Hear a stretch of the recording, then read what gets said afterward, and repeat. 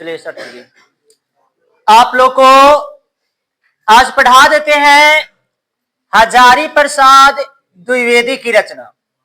देखिए द्विवेदी, कहीं कहीं आप लोग लिखा होगा पढ़ते हैं त्रिपाठी, द्विवेदी, चतुर्वेदी।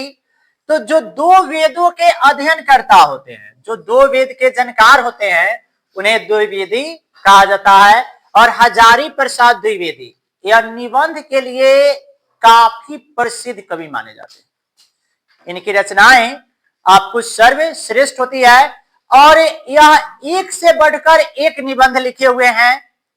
और एक समय की बात है, हजारी प्रसाद द्विवेदी बैठे हुए थे तो उनकी नन्ही सी पोती या बेटी, इसमें दिया हुआ है, बाबा शब्द संबोधन किए हुए थे, यह स्पष्ट न किया गया कि उनकी बेटी थी कि या पोती थी।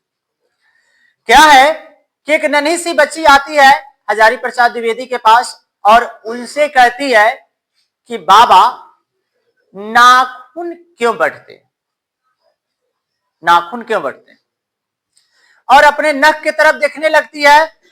लेखक पहली बार तो इन बातों पर ध्यान नहीं देते हैं, दूसरी बार फिर वही प्रश्न दोहराती है वो लड़की कि बाबा मैंने पूछा ना कि नाखून क्यों बढ़ते।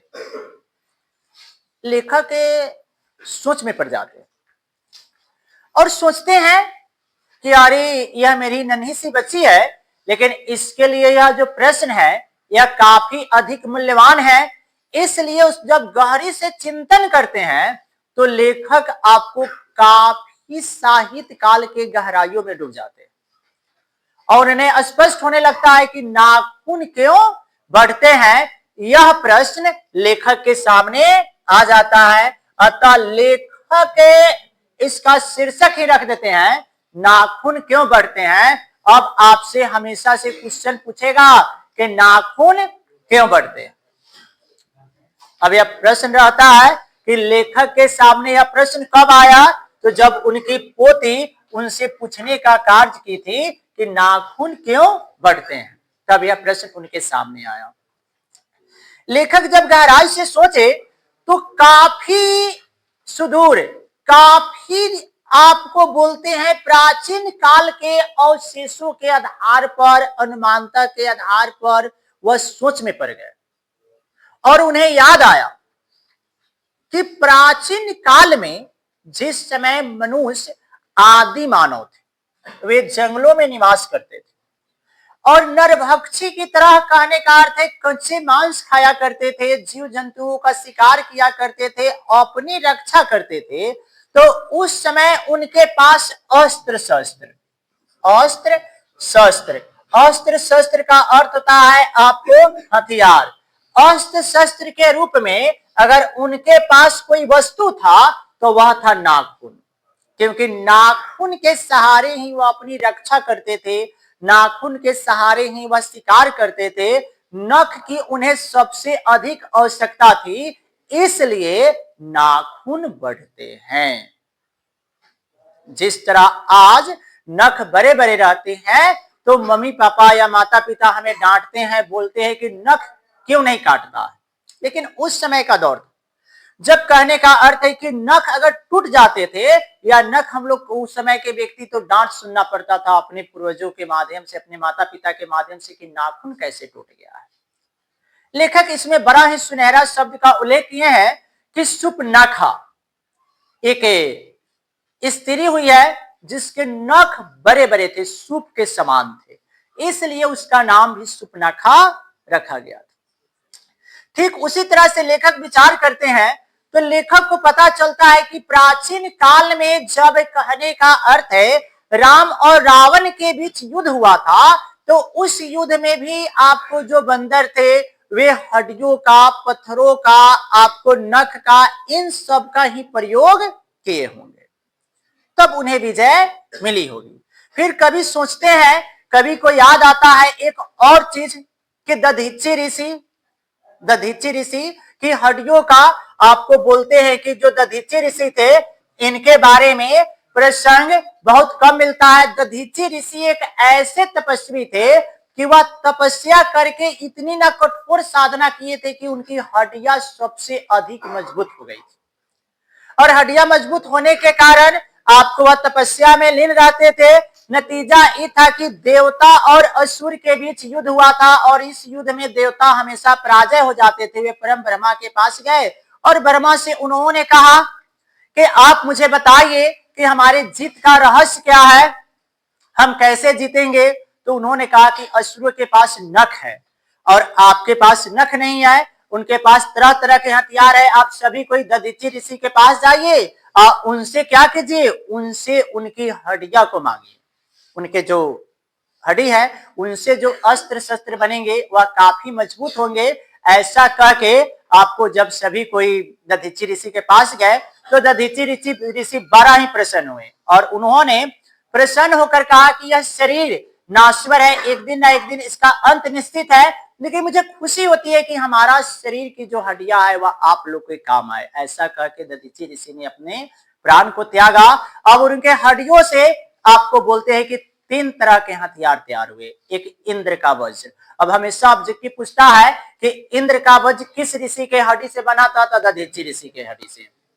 इंद्र का वज्र एक उससे बोलते हैं कि आपको फारसा बना और एक तीर धनुष बना। यह वही तीर धनुष है जिसका प्रयोग किया गया था असुर को हराने के लिए और उस धनुष को ही आपको बोलते हैं कि युद्ध के बाद ऐसी मान्यता है कि जनकपुर में आपको रखा गया था, जिसे तोड़ने का कार्य आपको बोलते हैं कि राम ने किया था।